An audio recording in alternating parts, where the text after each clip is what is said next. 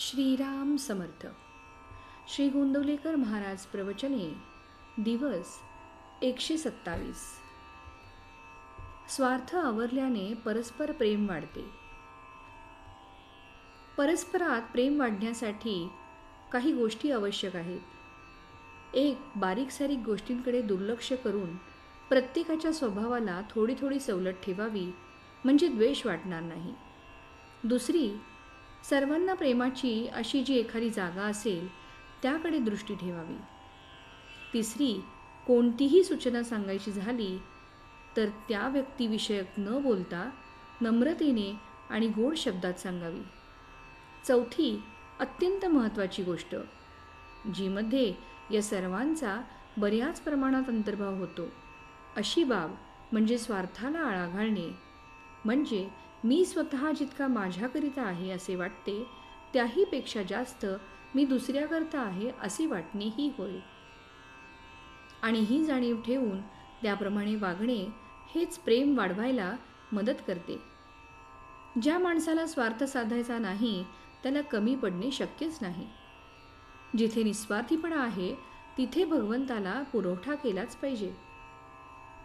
आता स्वार्थाचा विचार करताना असे सहज वाटते की मी कुठे स्वार्थी आहे, मी कुठे कुणाजवळ काही मागतो.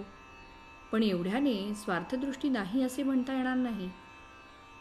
अहंकारा इतकाच स्वार्थ जबरदस्त आहे. त्याच्या मुळ्या इतक्या खोल आणि सूक्ष्म असतात की त्यांचा पत्ताच लागत नाही. स्वार्थ 3 प्रकारचा असू शकतो: कायिक, वाचिक आणि मानसिक. देहाला दुसऱ्यानिमित्त कष्ट न होतील इतक्या काळजीने वागणे हा कायिक स्वार्थ म्हणतात.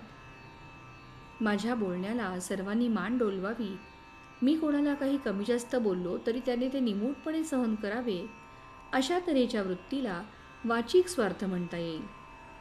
आणि माझ्या मताप्रमाणे सर्वांनी वागावे, माझे विचार बरोबर आहेत अशी जाणीव इतरांनी ठेवावी, अशा तऱ्हेची आपली इच्छा, त्याला मानसिक स्वार्थ म्हणता येईल.